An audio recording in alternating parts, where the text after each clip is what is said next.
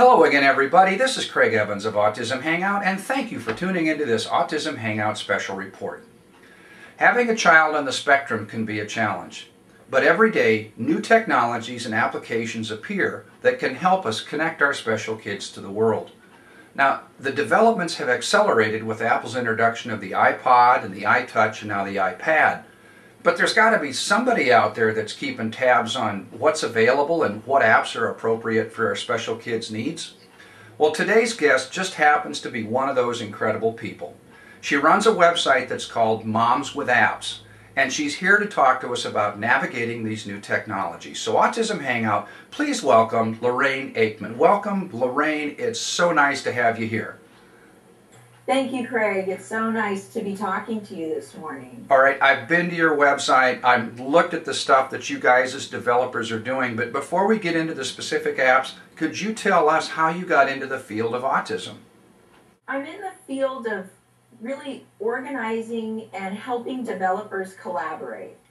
We started Moms with Apps, me and a couple of other moms who had apps ourselves, and our apps weren't necessarily for the special needs community. They were apps to help our kids and our families with our particular needs.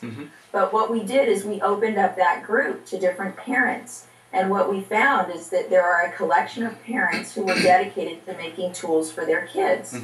So we're really a very simple focus. We're on a Google group. We launched a WordPress blog.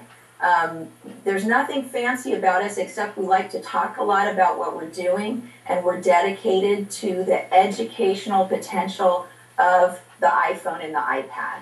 Okay, so you've actually started from the developer standpoint, and in expanding your group, you brought people that make applications for autism into your group. Is that correct? That's correct. They found us and joined, and so we have kind of a subpopulation of them. Okay. And we just, as they introduce themselves to the group, we hear about their stories and how they're using the iPad and the iPhone in their daily life. Well, let's kind of touch on the subject of apps. People joke about apps. There's an app for that. There's an app for everything. Could you define what an app is and what our expectations should be when we look at an app as it applies to our special kids? An app is a mini program that launches from your iPhone and from your iPad. And the thing that gave these developers the aha moment is the intuitiveness of using the iPad with your child. So there's no joystick and there's no complicated menus. It's you and your finger and if you develop an app that's interactive, intuitive, you just see these amazing results of the children being able to the app, learn from the app, laugh with the app, and have fun with it. So again, it's a tool. One of the things I wanted to touch on is that oftentimes these can be used as standalones, but they're really best if you have a two-way conversation about them and there's more than just one person involved. I also know that apps quite often, in addition to helping the one person or the facilitator that's with them, can be applied to like entire families. Yeah, one of the first apps that I was introduced to through the group is an app called A Family Matters. And this was created by a dad and his family, all gave input. And it's not a game, it's a list of discussion that you can use for each other when you're traveling, when you're waiting in line, when you're at an airport, all these different modules, and you actually get to know your family a lot better. So it was really a conversation starter, and that was kind of a game changer in what we were seeing on the App Store. Another example is there's an app by a company called Veto Technologies, and we work with a lady there named Olga, and they have ones that you may see on the App Store. They're called Star Walk or Geo Walk, and this is where you can actually bring your device out into the world, point it up at the sky, and you get to see what all the constellations are right there. Wow.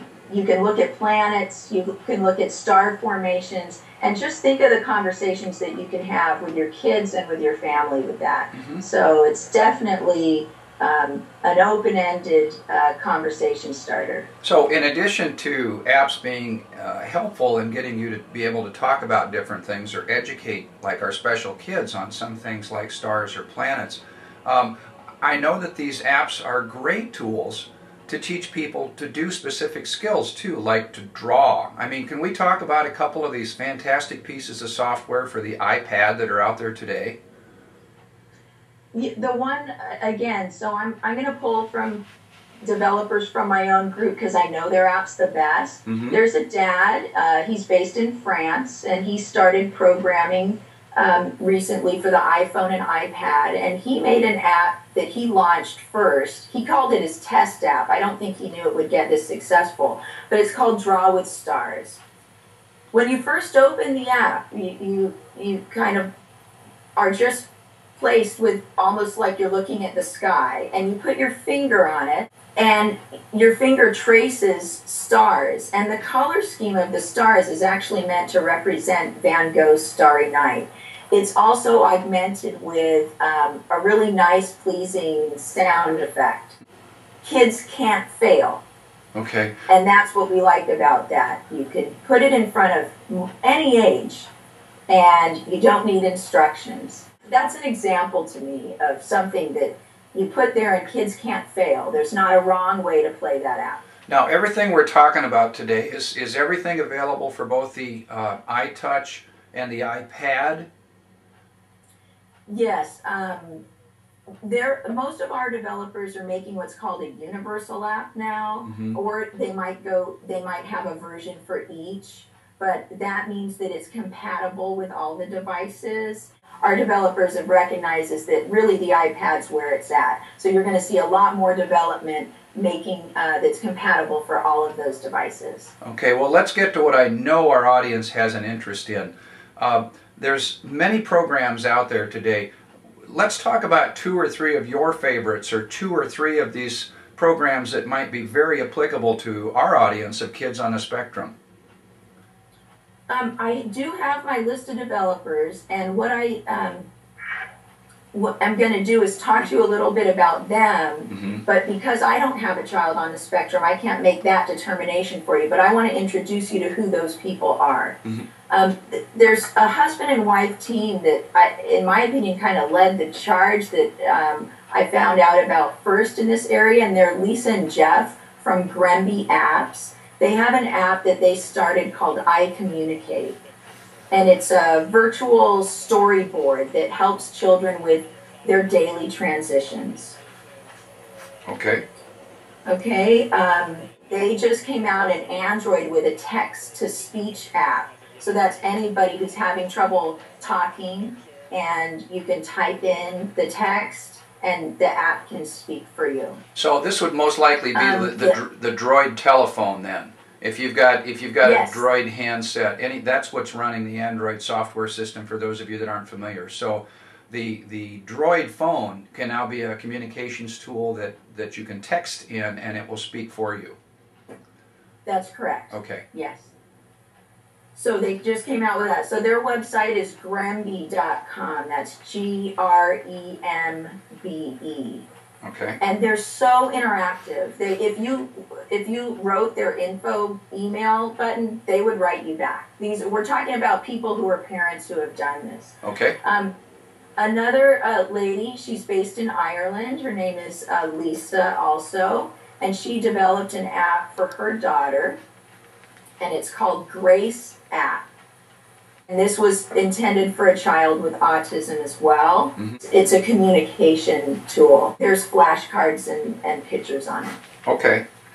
There's Good Karma Apps. This is by another mom of several children, one with autism.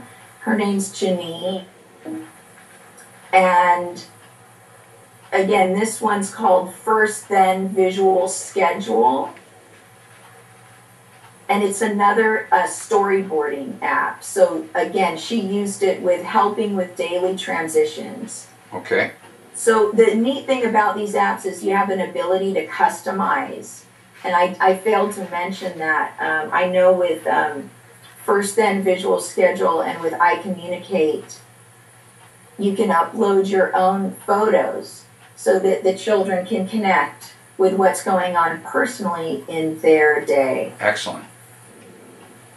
Mia Zaps was developed for actually a child with cerebral palsy. So I created the application, the icon, primarily to help Mia communicate. When she was little, we had alternative communication systems that were either... What were they like, Mia? They weren't very good, were they?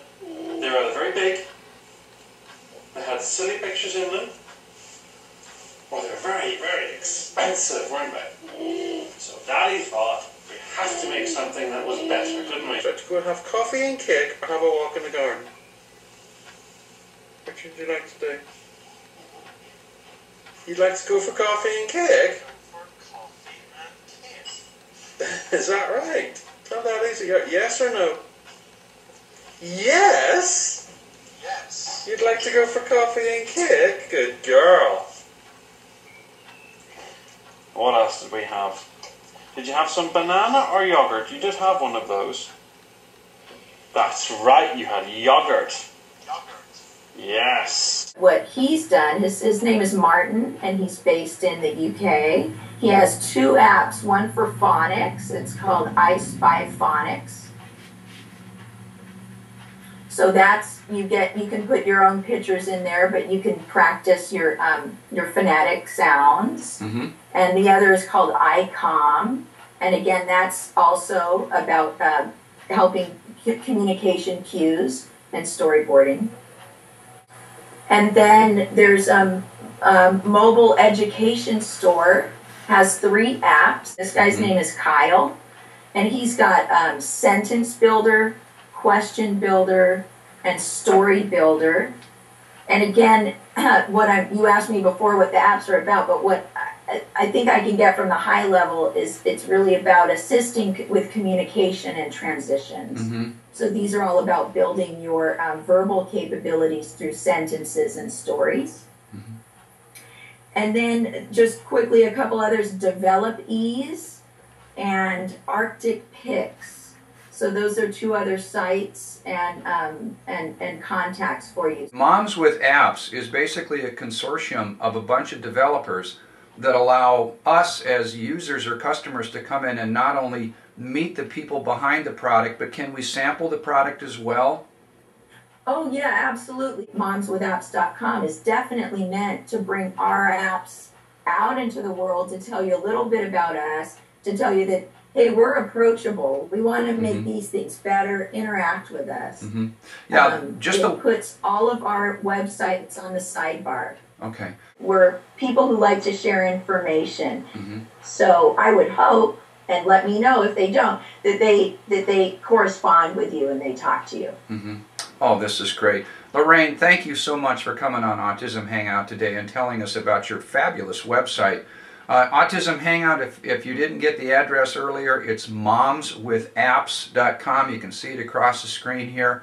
If you have a need or if you have an interest in checking out what might be available, not only on the Apple systems, the iTouch, the iPad, and the iPod, but now on Android's operating system, the new Droid cell phone, you can stop by Moms with Apps and take a look at the different categories of apps that are available for your communications device. So Lorraine, thank you again for coming in today. Thank you, Craig. This was really fun. Anytime you want to talk about apps, just let me know. Well, I think that we're going to be chatting again in the future. Everything is just exploding so much for the iPad, and I'm thrilled to hear that things are coming out now for the Android system as well. So I'm sure we'll be chatting again. Okay, thanks a lot. And thank you, Autism Hangout. I'll be back again soon with another special report.